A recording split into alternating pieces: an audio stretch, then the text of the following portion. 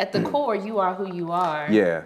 And the things that you do are just true to you. Right? You know, that's it. And you know, I gotta thank my Broccoli City partners for bringing me back to that, because again, when I worked on Capitol Hill, I lost myself, and I was trying to be like the Capitol Hill staffer, right? What I thought the Capitol Hill staffer was supposed to be, right? Coming to work, bow ties, and suited up. Yeah, I remember that, Jermon. You know what I mean? And you know, which is all good, because I love dressing up. I love all aspects of fashion. But what I didn't do was I didn't walk into those rooms with Jermon, right? Like, because it's not the exterior who makes you. It's this, and I would come into these rooms and I would try to, you know, I would sort of change my voice and, you know, really code switching, just really losing myself. And I remember connecting with my guys, and, you know, one of the taglines we were pushing early on with our t-shirts was, you know, just being true to you, you know, the mental health piece. Love you, you know, love you, be true to you. And at that point, it hit, and I'm like, that's it. That's how you win. Hey you, welcome to Shades of Content, a show that teaches entrepreneurs how to effectively use content to market their business and stay content while doing it. I'm your host, Patrice, a wife, a mom of 3, and a 15-year public relations and marketing professional who decided to open a brick and mortar content studio 4 years ago. And I honestly haven't looked back since. Join me as I share my experiences and the experiences of other entrepreneurs who, like me, are navigating this maze of owning a business, running a family, and trying to stay sane and healthy while doing it. I'll tell you, it's an amazingly challenging journey, but I honestly wouldn't have it any other way. See you soon. Hey guys. Listen, part of being content is actually loving the environments that you're in. And interior design is one way that you can make sure that you love like where you are. So I want you guys to tap into a company called Haute and Polished Designs. They are a bespoke interior design firm based in the Washington, D.C. metropolitan area that specializes in residential, commercial, as well as virtual interior design projects. They do amazing work. And I really think that you have to kind of like level up your spaces. You know, I love a beautiful space because that really helps you feel better. So if you're looking for interior design work, definitely tap the link in the show notes to learn more about Haute and Polished Designs, Black women owned, beautiful business, again, residential, commercial, as well as virtual interior design services for you. So tap the link in the show notes and let them know that we sent you. Hey everybody, welcome back to another episode of Shades of Content, the show that teaches Black millennial entrepreneurs how to use content to market their business, but honestly, more importantly, how to stay content while you're doing all the things as in like being a spouse, being a parent, being a co-founder, being an employee, an entrepreneur, like all the things that we do that we love. Like, how do you stay sane doing it and continue living like your best life? And I think first off, also happy tax day, or I think it passed or whatever. Get your taxes done. If you own a business, you should be paying taxes, right? Okay. Find an accountant, do what you need to do. There are episodes of this show where we talk to accountants, so find it, listen to it, and get what you need to get so you can have your business in order.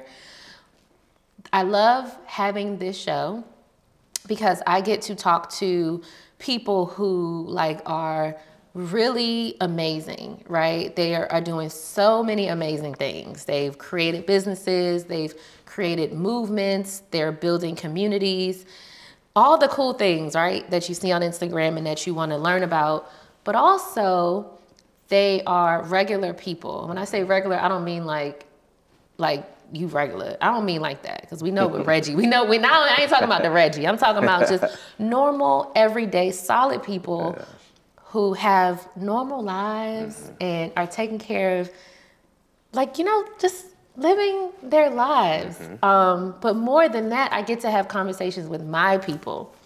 And if you're listening, you hear a voice. If you're watching, you see I'm not in the studio alone. This is not a solo episode like last week. But I have my people, my friend, Jermon Williams. Thank you. We here. We here. Thank you. And let me tell you something. The way Jermon, first of all, I DM'd you. I was like, hey, I want you to be on my show. He was like, all right, sis, I got you. Like, it was immediate. You know what I'm saying? And I so appreciate that. Oh, come on. Yeah. Always. You know how we do. We go back. We go back. We hold each other down. We do. When we can. And so, always. Absolutely. Thinking back to when we first connected was like, what do we say, like 2008, 2009? Yeah, around that time frame. Yeah, doing some community work, which is what we do. Yep. And just stay connected. So Jermon is a father. Yes. Congratulations. Thank you. How old is baby Kennedy? She is, she'll be 6 months in a couple weeks. It went fast? It went fast. Yeah. It's going fast. You look tired, bro. You know? I feel like I'm online again. No, let me stop. We're a non-hazing fraternity. No. Right, there you go. But no, it's been beautiful. But yes, very tiring. Learning, but we're learning how to work within this new, structure. New structure. Absolutely. And you're a husband. Your wife Gina, she's a beautiful creator. She's a photographer. Has captured beautiful content right here in the space. And so, you're building a family. You're the co-founder of this Broccoli City. Yeah. If you've been living under a rock, that's the only way you don't know you have not heard of Broccoli City. Yeah. And let me add the festival portion. It's a windy story, but yes, the festival, which is coming up. Yes. Coming up in a couple weeks. You are a strategic communicator. Yes. Like super corporate worlds, really understand what it is that you do. You're multi-passionate. One of the things that I've always kind of thought about you is, because I run into a lot of women who be having a lot of things going on. Yeah. And I guess I run into a lot of men who have a lot of things going on, but they're like all just like their businesses, you know what I'm saying? But you're like literally in every different, like it's community, it's corporate, political, it's like a lot of different pieces, right? I want to know a little bit about like your origin story. Sure. Where you from? Yeah. Tell me the very beginning. Absolutely. Well, I'm from, well, first and foremost, I was born in Washington, D.C., Greater Southeast Hospital. That doesn't exist anymore, as we know. But yeah, I'm a Greater Southeast baby. Grew up in Largo/Upper Marlboro. Went to high school, played sports growing up. And that's really where I started to form bonds and relationships, right? Sports, from Little League going to high school, taught me a lot about teamwork, working with people, dealing with adversity, and just overcoming all the obstacles that appear when you're dealing with people, right? Yeah. There's a shared goal and you're trying to move forward. So developed that skill set there, moved on to Largo High School, and from there, did went to school for a little bit at Clark Atlanta University, transferred to Livingstone College where I graduated and pledged Kappa Alpha Psi Fraternity Incorporated. Crimson and cream love over here. So yeah, I ended up graduating with a sport management marketing degree. Okay. And I think it was there where I started to sort of notice inequities for us, right? The inequities in terms of opportunities that are made available and sort of that are communicated to us. Especially on the HBCU side. So my sport management program, we had internships. And for me, I'm looking at these internship opportunities that were, local. They were more local, right, based. So one was, for us, in that program, we all had our choice based on this list of opportunities to intern, to apply for internships, right? One was I think assisting the events department at a nursing home.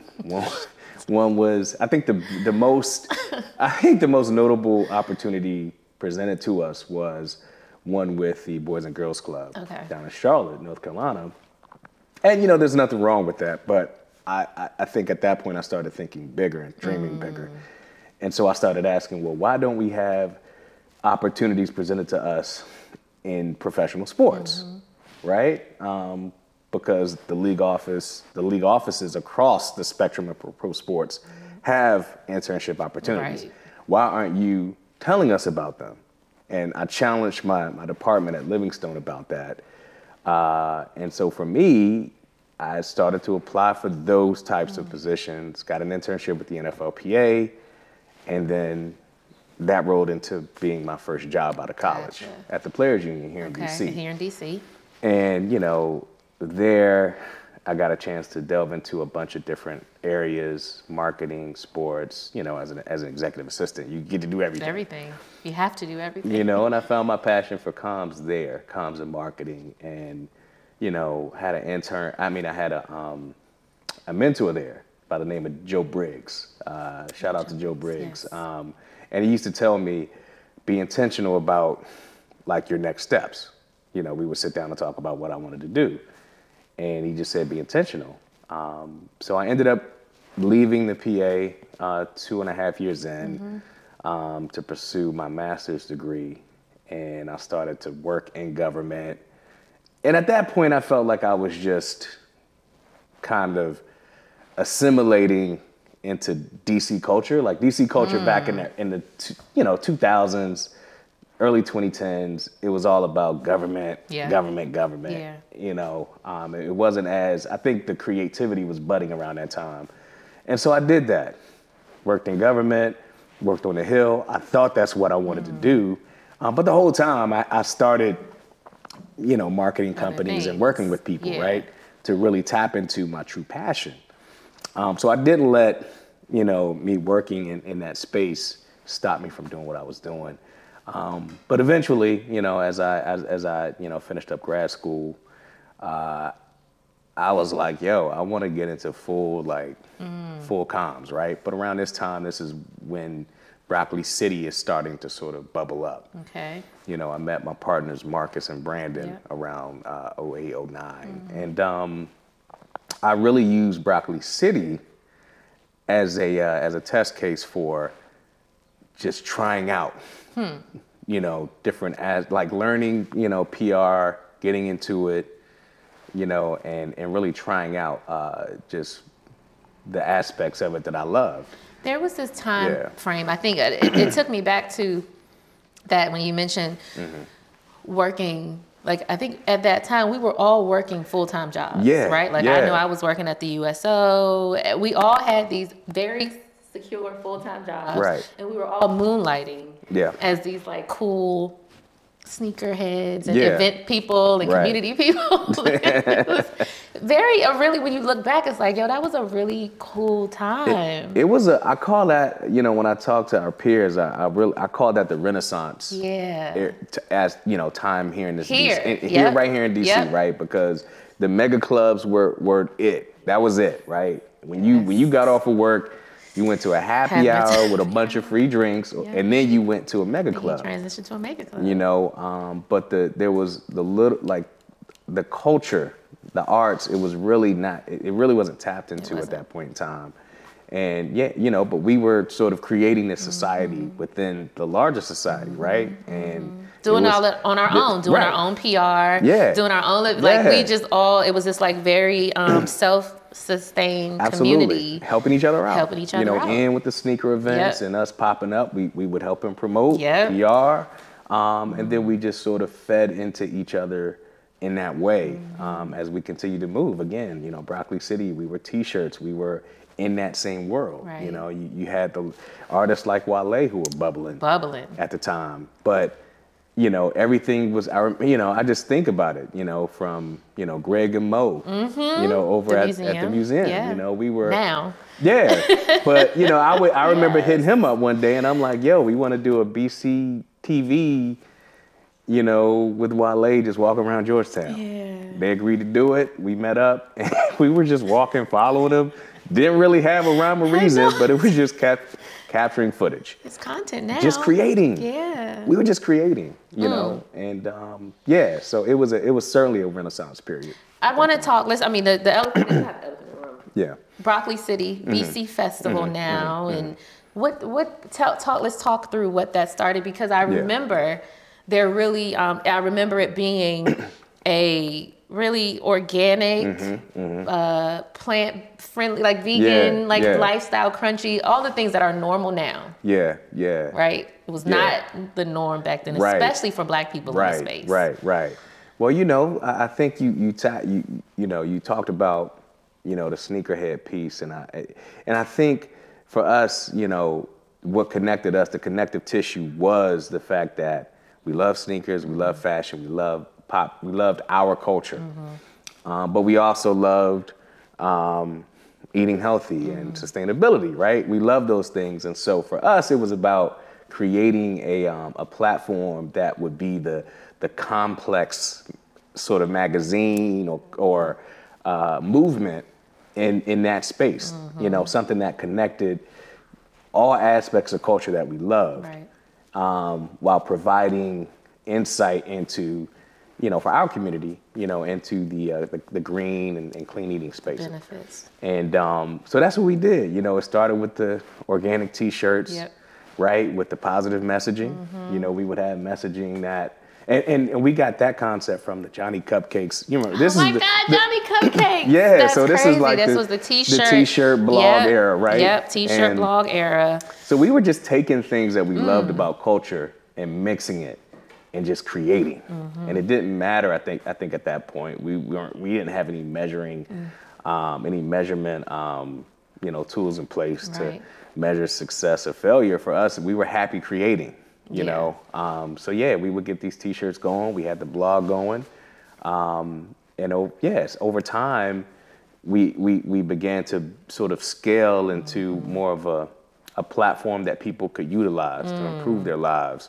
So we would have content, blog content, providing, you know, we would just either create new stories, fresh content, or repurpose stories that, you know, from reputable publications that didn't necessarily tap into our people, but, you know, were important stories for our people to be aware of. And so we just kind of rode that train for years, but it was just constantly creativity, just creating, and having a sort of a common vision, you know.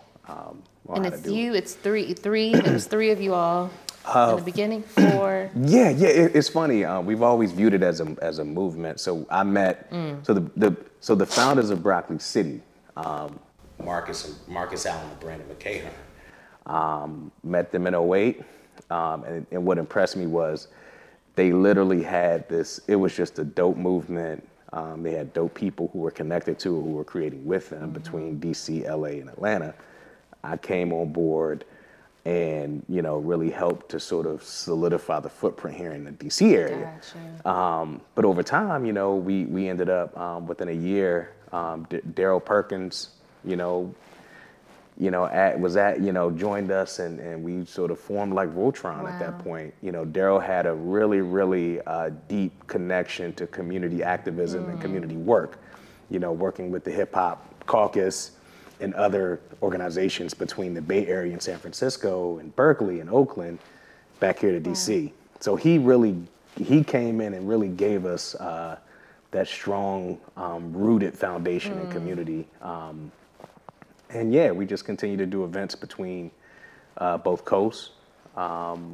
We did our first, and all these events were free, by the way. Yeah, right. You know what I'm saying? So we were literally tapping into, you know, personal relationships to fund these events. We were funding them from our own pockets.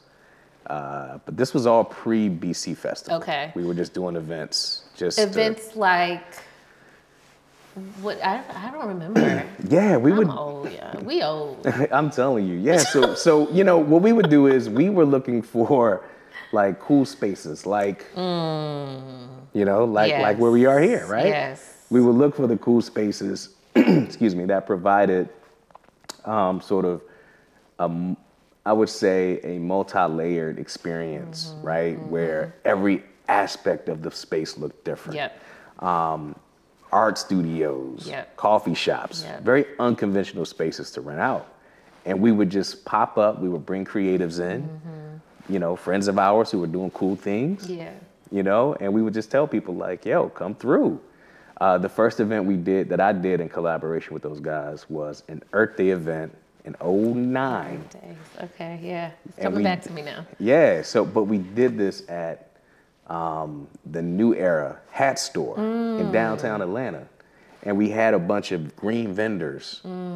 So it was a way to bridge our cultures, right? The cultures we loved with, you know, at the time, which was more mainstream white, you know, sort of driven, you know, and green. And so we were merging those cultures. CNN came down and covered it.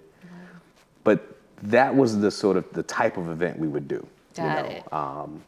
And so now when I think about Broccoli City, I think the world thinks about BC Festival. Right. And I remember, we're going to talk about how it came to be. I remember BC Fest. In Trelectro. If you know, you know. Shout out to Modi. Rest in peace, Quinn. Coleman. The brother Quinn. Yes. Love. Trelectro. I feel like at some point they happened they were happening at the same time, like a week, maybe not a week, but it was like, just all these dope things that was happening in DC. So you know, funny story about Trelectro, and those are our brothers. Like, as we were coming up, we were having conversations till 5 a.m., just, you know, pitching ideas back and forth because we always wanted to collab with them. And this is when they were doing DC to BC to DC, I think. So this is when that was going on, and we wanted to collab with them, and they were doing, I think, some events with Scooty at the time. Kev, what up, brother? So so at the time, 2012 to 2013, we were in a transitional period. We had just done this free Earth Day concert downtown LA. It was headlined by Pac Div, they're big in LA, and Dom Kennedy was also there. He was also big in the LA area. Kendrick Lamar was an opening act. This is before Kendrick signed his deal. He was an opening act. It was big. We shut down downtown LA, but we didn't charge for it. We weren't making money. And so about a year and a half later, we did another free Earth Day event, and we were at a crossroads. We're like, guys, we got to scale. Otherwise, we can't keep doing this. And we said, yo, let's just take the Earth Day event concept, turn that into a festival with our namesake. Why not? Ding dong. And Bing bong. No. That's it, right? Right. So as we're all four of us, me, Marcus, Daryl, Brandon, we're on the phone talking through this. Around this time, this is like fall 2012. Are you working still like a normal 9 to 5 at this point? Okay. Still doing that too. We're on the phone talking, and you know, we catch wind that Modi and those guys are also working to do their own thing. So we had a conversation. We actually were going to do a collaborative festival. You know, a lot of folks don't know this. We were trying to make it happen, but the visions were just different. Too opposite, right? They were different.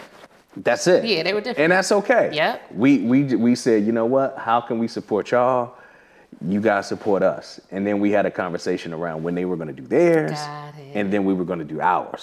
So they launched first, and then, you know, we came and launched ours. So you still collaborated. We still collab, right? We would promote. I remember when Trelectro happened, we got all access, free passes. We were there, you know, like really living it up. And then we returned that favor. And eventually we started to collab where we would, you know, we started giving them DJ sets at BC Fest. They would allow us to come in, promote that kind of thing. So And let me tell you something. Me and my girls, we went to both of them, right? It wasn't a question of which one you going to. It was like, oh, we going to we going to this one, and we going to that one. You know, it was.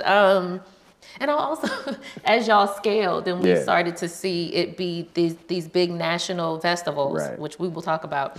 I used to get annoyed because there was all these out of towners coming. Like this ain't for y'all. Clearly, the goal is to grow. So, you know, you guys are in by Nat Stadium. What was it called? Where we used to do Truckaroo. What's the name of it? I know is it the bullpen? The bullpen. The bullpen, right? Yeah, the bullpen. Was the first one? That was the location of the first one, but that was also the first location of Trelectro. First Trelectro, because I had a vendor table. Yeah. Good times. Now we've scaled. Right. I want to planning a festival is like. There's no playbook. No playbook. We didn't know how to do it, especially being black. You know, not really having. I mean, we were looking for. You know, we're looking at all the hip hop festivals, and we're like, yo, like none of these are really like founded by black people. You know what I mean? Like we really didn't live in that space like that. You know, a lot of the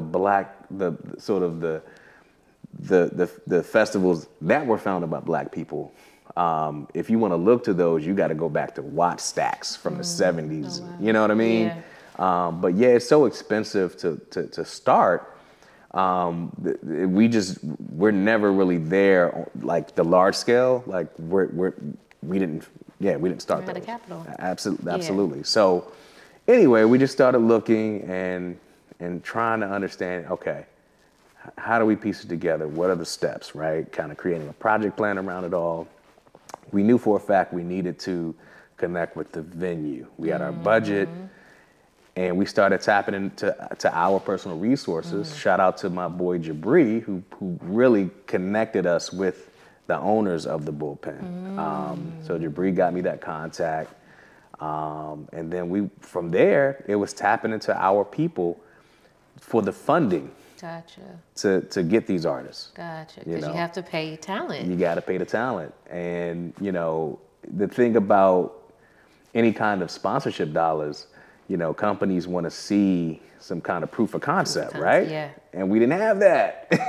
We really didn't have it at the time. So we had to tap into our personal resources, to get it funded. And it happens.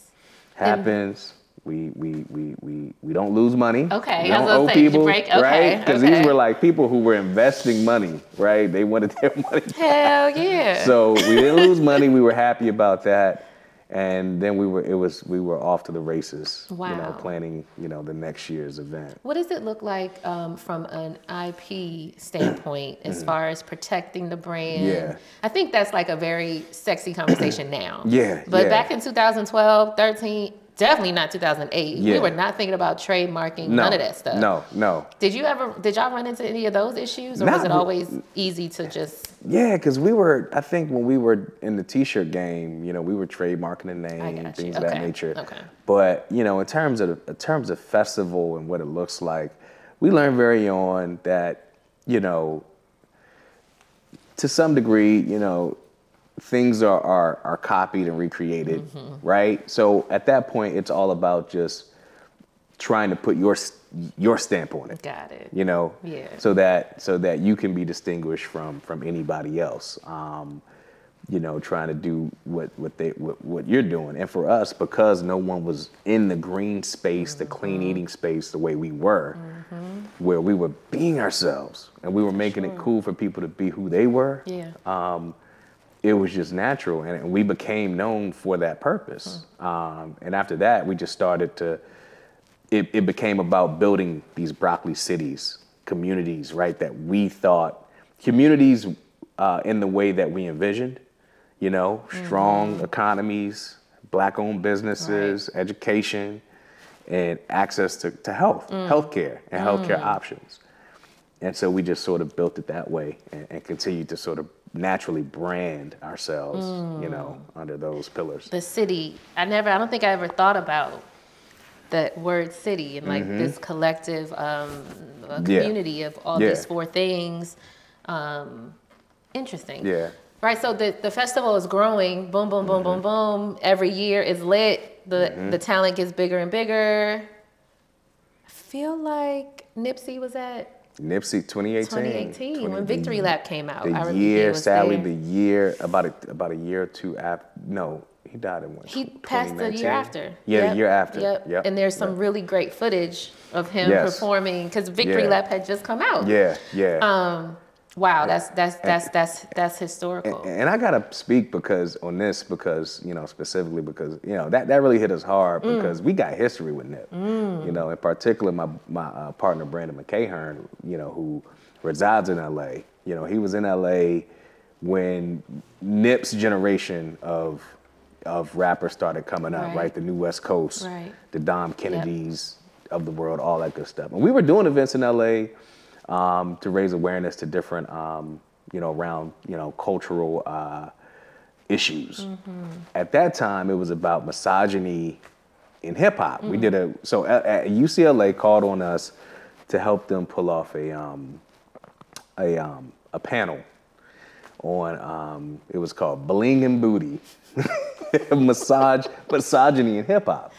And we had Melissa Ford as a panelist, and Nipsey. Wow. And so Nipsey at this time, this was 2009, 2010. Wow. So he was mixtape Nipsey, very new to the game, but he had a lot of insight, and he gave, and he was real, right? He gave an honest answer to a question someone asked him about, like, well, why do you do it? If, why do you guys keep doing it? And Nip was like, look, at the end of the day, the industry moves to based on how the consumer moves. Y'all keep buying it. Simple. It's very simple, right? Like, studies show that consumers want that. Yeah.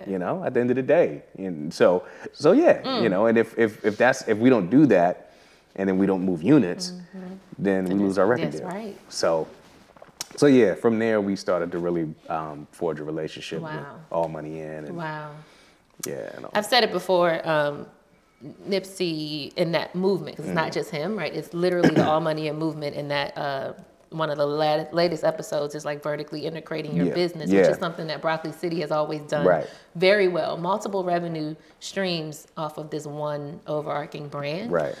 And that's something that All Money In did well too, and that was one of the reasons why this became a content studio versus a co-work space. Also, Jermon was here for the very first co-work day. Yeah. Like the first day we opened, he was here. Like I'm telling y'all, relationships. Super key. Super key. But that was the reason why I decided to pivot this space. So just shout out to Nipsey. Yeah. Always relevant. And then the pandemic happens, right? Like I hadn't been to BC Fest for 2 years because I was having kids.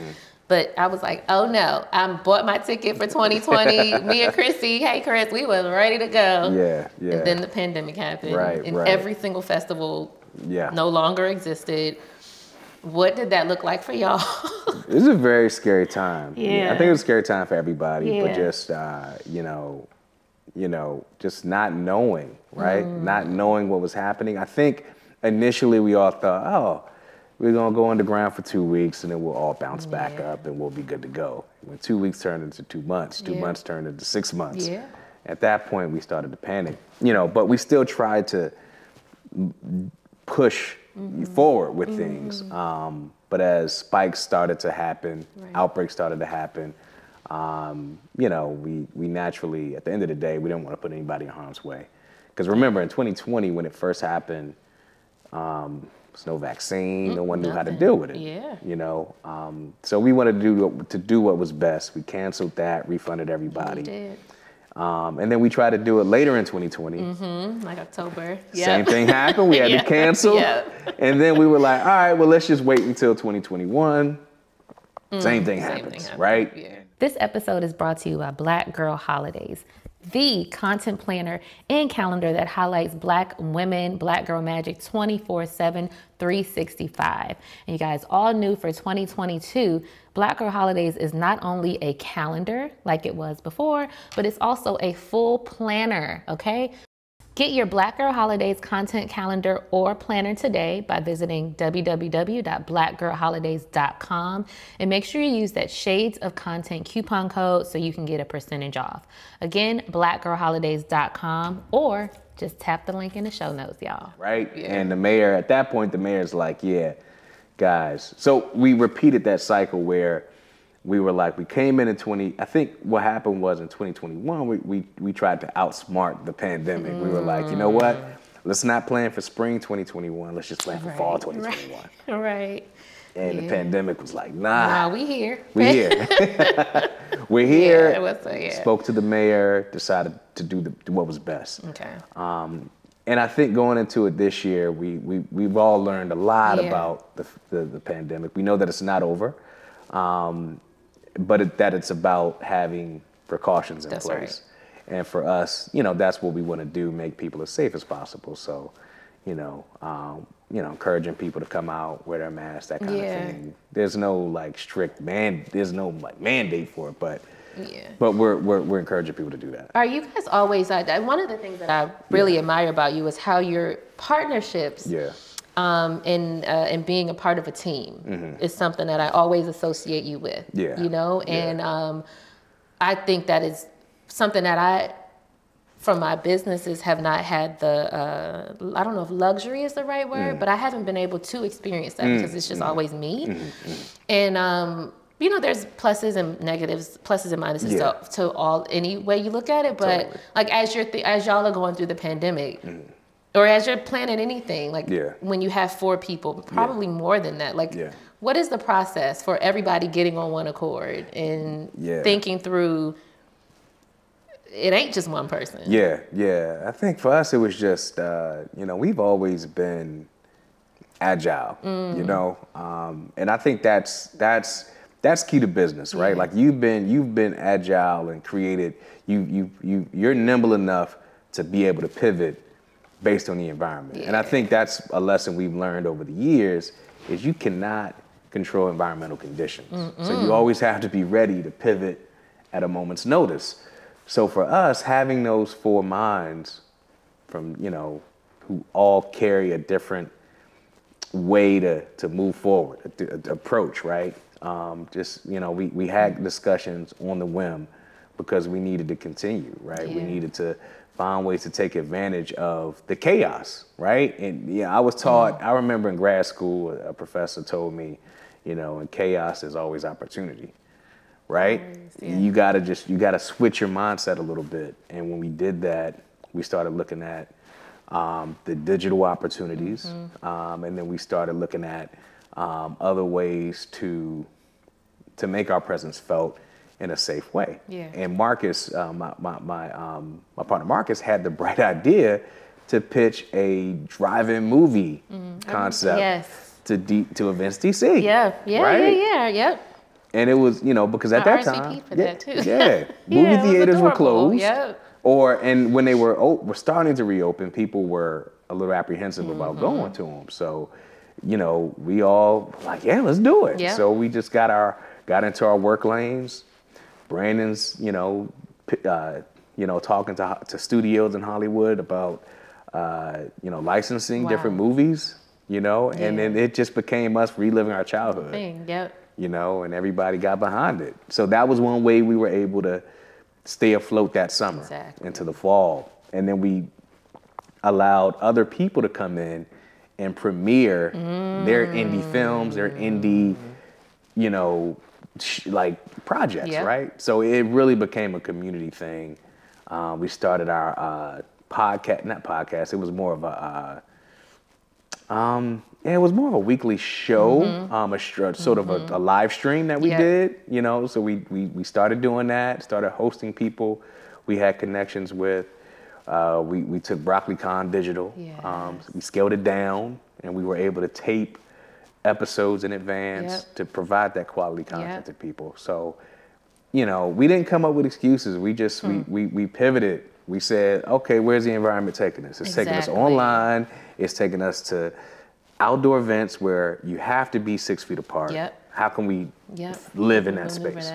And keeping the brand and the community top. Keeping the integrity of the brand. Yeah, exactly. Right. Like not selling out who we were and what we were about, in the process. So. That's so important.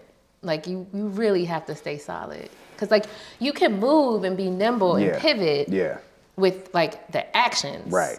But the vision has to be really crystal clear. Yeah. It's gotta fit. Everything you do has to fit your brand pillars, your values. And if they don't connect, then, you know, it's not, As the communications pro on the team, do you find yourself having to remind that, you know, like, wait a minute, y'all, wait a minute. All the time. Yeah. You know what I'm saying? And we've gotten into heated debates about that, right? I think, which for me, you know, I think a lot of times in a situation like this, you know, you don't have an internal, like, I guess a founding member that's also like a comms pro. Like you always outsource that, right? Right. So for me, it's a bit more like my roots are connected a little deeper. So I'm very, very quick to, you know, to remind, you know, my guys like, hey, but it's all in your approach. So for sure. Hey, listen, you know, my advice isn't heeded. It isn't taken, you know, and applied all the time. That doesn't mean it's the right or wrong decision, right? Right. Sometimes I think as a communications pro, you know, right? You can be a bit overzealous and overprotective. For sure. And, you know, in some cases that's been the case. And we've gone forward, you know, against a recommendation and it ended up being the right decision, right? Yeah. But that's a team. That's a team. That's a team. And you can't take that personally. You can't. Business is not personal. That's it, you know, and you do it with a smile and you move forward. You move forward. Yeah. Okay, so this is such a good segue. Not every episode, but when I have guests, I like to talk about a current event. Okay. Now, typically when I talk about this current event, it's not dealing with the person that I'm talking to. Okay. But today it is. Okay. And I didn't give you a preview on this one. Okay, but you know, since you my dog, we're gonna keep it a buck. For sure. So Broccoli City announces their lineup for 2022. Yes. I see the lineup for 2022, and I see Wale, and he is not top line. Okay. When I saw that shit, I was like, this is interesting. As the communications person, for sure. like, you know, we know what you know. Yeah. And then there's a little. Yeah. Things got a little heated and not heated. There was some discourse there. Yeah. And so as the strategic communicator on the team, there was I don't know if it was a crisis, but there is slightly because it was the lineup launch. Yes, it was the launch. It was the launch, and the conversation shifted quickly to Wale and his gripe. And it took all the attention off of the other great artists we had in place. Interesting. First time being back since 2020, 10th year anniversary. So a lot of layers to the story. Black Change Weekend, which we were launching. So it took all the coverage from that, the attention from that. Interesting. And the social, so we're doing social listening, and everybody on social media is just going in. Yeah. And you know, for me, being from this area, you know, one thing I've always worked hard to do was, you know, make sure that we had a strong presence, not just festival-wise, but people knew that we were invested in this area, right? Not just trying to come in and suck resources. Absolutely. You know, and my partners are the same way. You know, they love DC. They were here. You know, Broccoli City Fest was born here. So when I saw that, it hurt. It hurt me, but I had to shift right, and you know, I'm calling them, yo, what is going on? You know, we're having these conversations, but yeah, it was literally miscommunication. You know, we didn't do anything wrong. I just want to put that out there. So I've been trying. You know, for years we have been trying to get Wale on board. For whatever reason, it just hadn't worked out. I text my partner, Brandon, you know, last year, and I'm like, yo, Wale has a hot album. I'm like, this is our 10th year. This is a great time to get him, to pull him in. Story, yeah. You know, let's see if he'd be interested. And Brandon made that happen, you know. And so anyway, you know, shout out to Big West, you know, as well, you know, the homie. So Brandon made that happen.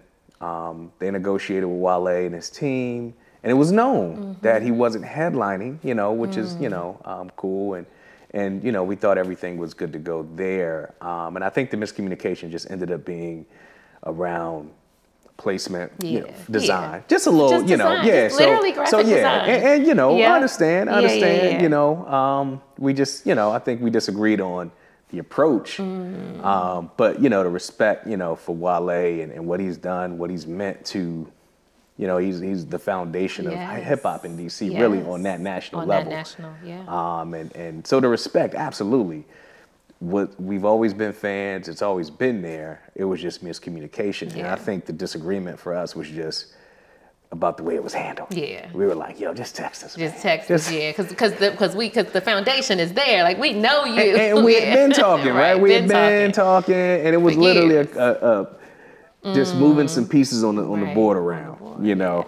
But I get it, you know, entertainment is entertainment, and he felt like he, you know, had to make his point on a bigger scale.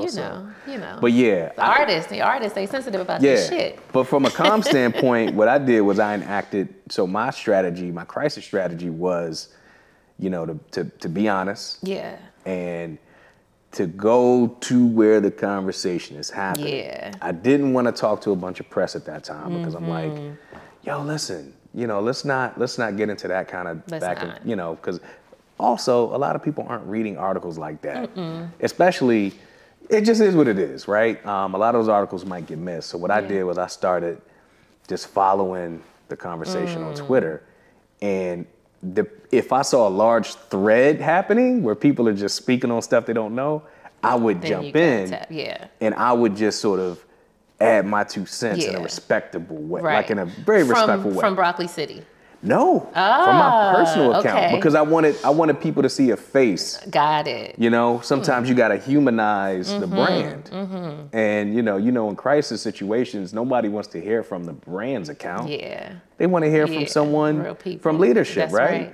So I just kind of jumped in, just said, you know, no, it's all love. You know, he's actually agreed to do it. We're good to go. It's all good. It's all good. You know, and I did that on, you know, it wasn't, I didn't go crazy with it. Yeah. You know, but I was very intentional about who I tapped into. Yeah. That is very smart. I think having a strategic communicator on your team, and we talked about this, like I've had episodes where there's publicists that I've interviewed. It's like so important, and it's like, it's this vanity thing. The benefit is that you're on the team, you're a founding member, right? But everybody doesn't have that. And so, you know, it's like, do I pay this money for this strategic communicator or do I not?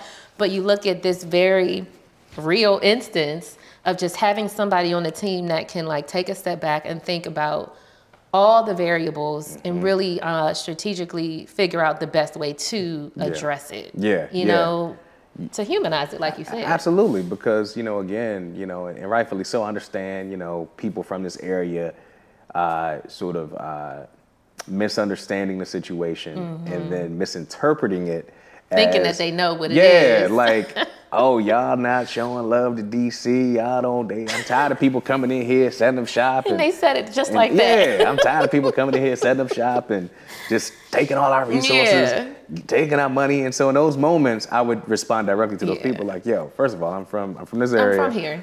You know, it's not like that. Y'all ain't never, I remember this one person I'm going back and forth with, and she just kept throwing out like, well, y'all ain't never had a go-go band. Well, actually, we've had a go-go band every single year. Every year. You know. Have you ever, has she ever been to a festival? And so it ended with her backing up and just sort of, you know, she's like, oh, well, yo, listen, y'all keep doing what you're doing. Oh, girl.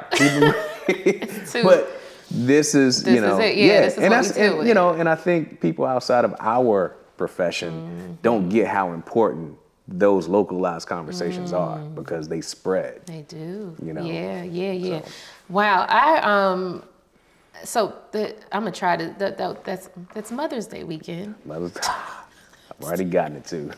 Mother's Day weekend, we come back from my homegirl's 40th birthday trip that Thursday. Then there's a 40th birthday dinner. So much going on. A lot going on. But Broccoli City Festival, BC Festival, if you've never experienced it, it is an experience. It's an experience. It's an experience. And I think festivals in DC are just an experience. And where do festivals happen? California? Yeah, Cali, New York, Chicago, Miami, you know, they've got one going on. They're just interesting. And then Essence Fest, right? In Essence Fest, in New Orleans. I also think about Midnight Barbecue. Yeah, right? yeah. Like these really, and that was a food, music, and I was the strategic communicator on that team. On that joint, okay. And when I looked at the budgets of paying this talent and having to like get their approvals and their photos, I mean, this is like next. I've never experienced it. It's really amazing that you guys are back. Yeah, I mean, it's every year it's trial and error. You know, something's gonna go wrong. Yeah, you learn from it, and you sort of remeasure, right? But you know, I remember the first couple years. Yeah, it was a bit scary because you know I had never done festival PR comms, right? But I'm all about like sometimes you gotta jump in the water and learn to tread. And, you know, so each year, you know, I remember it was just I remember that press operation. It was chaotic. You know, people like I think I had approved way too many. Yeah. You know, because my strategy initially was like, I want to be benevolent. I want to give opportunities to the up and coming. Media outlets, exactly, especially local. Yeah. And some of them just kind of came in. We didn't have any, accountability sort of blockades in place. That's right. To hold people to account. Like, you coming here you got to do this. Where's the story? They were just coming in, having fun. Right. Gotten a free ticket. Yep. And media. And then I wanna, interview Erykah Badu. Yeah. And it's like, listen, so it was very unclear, that process because I let way too many people in. We were understaffed. It was just chaotic. But you learn. And I started tapping into some of my vets in the game, in the PR game. Got to be humble, right? You got to seek counsel. And I think you spoke on it in an interview you gave, with our friend Jasmine. But, you have to. And Pastor Battle, my pastor talks about it all the time. Hey, Pastor Battle. You have to seek counsel in your profession. Got to. And you got to be willing to pay if necessary. Yeah. And so I did that. I mean, I would take off from work and go meet with, folks who were execs at prestigious PR firms and just sit and talk. Like, here's what I did. Here's what messed up. Wow. Like, just, give me the unadulterated like truth. Yeah. Like the unadulterated truth. Like tell me like what it is that I can do to improve in this process. And that's exactly what they did. They were very unfiltered with their feedback. And you move through, I think with this, we're getting back to contentment and that peaceful place. When you're able to learn, like when you're able to trust the feedback that's being given, like you just can breathe a little, like you can be like, right. And then so you move differently because somebody told you what to do. Yeah. So you can just do it better the next time. When you're thinking about the next 5 years, the next 10 years of your life, like you're a father now, right? So like the ripping and running might look a little different. What does Jermon's life look like? Are you still in this role? Are you advising other festivals? Like I'm very curious. Yeah. Well, Rock City is a we have two sides, a foundation and sort of a for-profit machine that feeds into that foundation, right? That pours into it. And so, my role is really, and my partners, we're continuing to scale, right? Gotcha. So that the foundation becomes a year-round operation, right? Feeding into communities, right? Improving communities with our programming. We have about 5 programs right now that we're working on funding, all year round. And so, like that is really the it, right? And outside of that, helping other organizations, and also trying to do my part, to improve certain aspects of my hometown, PG County, right? Whether it's enterprising new businesses, exactly, right? Filling needs, investing, in improvement, in community improvement. I'm into real estate, you know, so, you know, we've got some, you know, management, property management company. And so, you know, in the family where we manage properties and tenants in Charleston, South Carolina. So continue to do those things, right? But anything that's connected to improving community, our community. Our community. Yeah. I've always, like I said earlier, I've always respected you because you've been able to navigate in different spaces very effortlessly, always still being Jermon. Yeah. Like, I feel like we haven't talked in a long time, but I feel like we just, you know what I'm saying? Like because like at the core, you are who you are. Yeah. And the things that you do are just true to you. Right? You know, that's it. And you know, I gotta thank my Broccoli City partners for bringing me back to that, because again, when I worked on Capitol Hill, I lost myself, and I was trying to be like the Capitol Hill staffer, right? What I thought the Capitol Hill staffer was supposed to be, right? Coming to work, bow ties, and suited up. Yeah, I remember that Jermon too. You know what I mean? Suited and booted. And you know, which is all good because I love dressing up. I love all aspects of fashion. But what I didn't do was I didn't walk into those rooms with Jermon, right? Like, because it's not the exterior who makes you. It's this, and I would come into these rooms and I would try to, you know, I would sort of change my voice and, you know, really code switching, just really losing myself. And I remember connecting with my guys, and, you know, one of the taglines we were pushing early on with our t-shirts was, you know, just being true to you, you know, the mental health piece. Love you, you know, love you, be true to you. And at that point, it hit, and I'm like, that's it. That's how you win. That's it. You know, that's how you win. You know, whether or not you get the deal done or not, you can live with yourself because you brought you to the table. Yeah. And when I did that, it changed everything. Even on the Hill, you know, it changed everything. Relationships became a bit more. That's it. You can't say shit if I'm me. You gonna like it or love it. And it's so interesting because we're in this world now. Like I'm thankful that we were around before the social media and the Instagram, so we know both sides.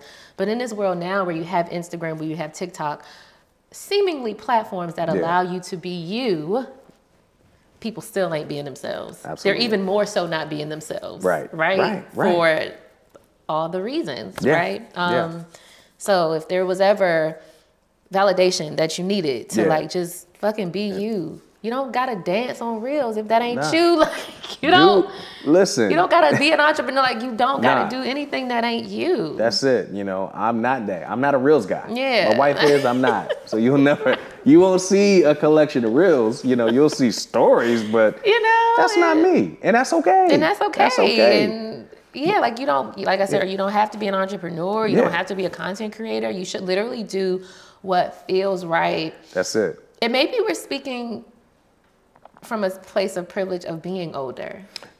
Yeah. Right? Because we didn't seen it. And having that wisdom. Yeah. And I think, you know, that's so true. You know, but I also think that, you know, by being you're able to influence others to do the same. Facts. You know, I remember when I started talking about BC and BC Fest on the Hill, I brought that presence there. That's deep. And I just remember people starting to, you know, pour into me about how they had other passions that they wanted to pursue, right? But they were scared. And seeing me do it, you know, they were able to then get out there and do it. Wow. Things that had nothing to do with politics, right? So, you know, people are watching. And I think, you know, you never know what you know, what you might inspire someone to do, you know, by what you're doing. That's it. So. And one of the things, Nipsey did not create this, but one of the lasting quotes that people replay from him is, you know, the highest act of service is to inspire. That's it. Right? That's it. And it takes nothing from you, you know? It's just the act of doing you, That's it, doing right? you. And so. And owning it. Yes. And unapologetically just like being like who God created you to be. Like he made you that person for a reason and gave you those gifts for a reason. Absolutely. Obviously, all of Jermon's info is in the show notes. If you haven't got your tickets for BC Fest, yes, you late. Get it together. Are there tickets left? Tickets are left. Okay. But you want to make your purchases as soon as possible. Yeah. Because they do sell out. They do. They more than likely will. No, they will sell out. They always do. And at that point, there won't be anything that anybody can do. Ain't no texting, ain't no DMing. Let me get a. And in this day of COVID, understand capacity. Capacity is capacity, and that's ironclad. So there won't be any. It'll slide me in. Nah. No slides. No slides. I'm thankful to be able to have relationships with people who are impactful. And I just think it's a testament to just being good to people. That's it. Right? We ain't never burnt not one bridge. You know what I'm saying? It's just always love and respect. Yeah. Do you remember when me and you were going to start a PR firm? Yes. Yes. When we had it laid out. We were like, I'm going to focus on the sports part. You focus on this. Absolutely. Yes. Clearly that didn't pan out. But right? again, I think timing is everything. Timing is everything. And sometimes you want to do something. It's a good move, but timing is just off. And I think the universe isn't ready for that. That's absolutely. And who knows, a year or two from now, we might revisit that, right? Yeah. We might revisit that. My wife is big on social and content stuff, so who knows, right? That can always come back around. But timing, that can't stop you from pitching, collaborative ideas to your friends. And even just sitting down and going to Busboys and having a talk. Exactly. Crazy is Busboys is right there. Right, exactly. So the full circle should be crazy. I'm telling you. Yeah. This was so dope. I appreciate you having me. Yeah, oh, no, I'm so happy you're here. Talking to you. I already know people got so much from the episode. Share it, right? So please. Screenshot this. Yes.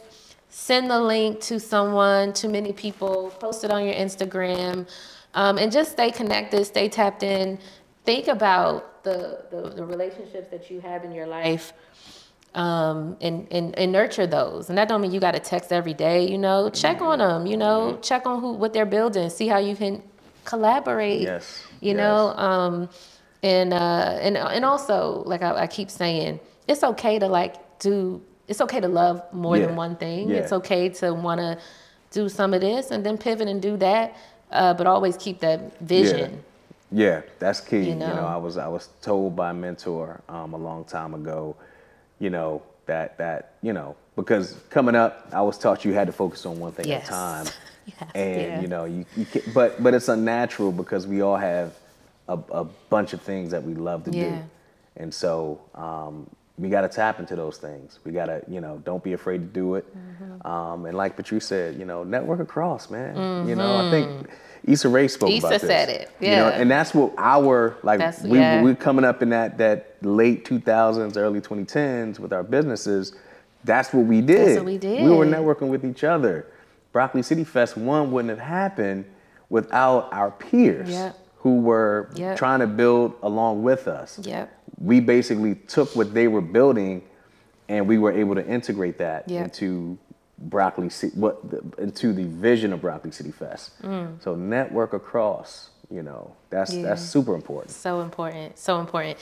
This was great. We could talk on every episode. I'd be like, and we could talk for more hours because we could. I just like these are really smart conversations, and like I said, I'm just always just really thankful to have these people in my life, So share the episode, reach out to Jermon. Are y'all doing any volunteer this year? Yeah, we are. Okay. I think those opportunities will be presented in the coming weeks. So make sure you're following Broccoli City at Broccoli City on Twitter and on Instagram. Those opportunities will be done through Chip In. It's a volunteerism application that we have. Nice. And manage. So nice. All the links are in the show notes. This has been a great episode. We will see you next Friday. That's it. Peace. All right, now y'all, don't forget to connect with Shades of Content on Instagram at Shades of Content, and with me, Patrice Camo, at Patrice Camo. And also be sure to rate this show, leave a review, and subscribe, because that's actually the only way that we're gonna grow. I'll see you next week.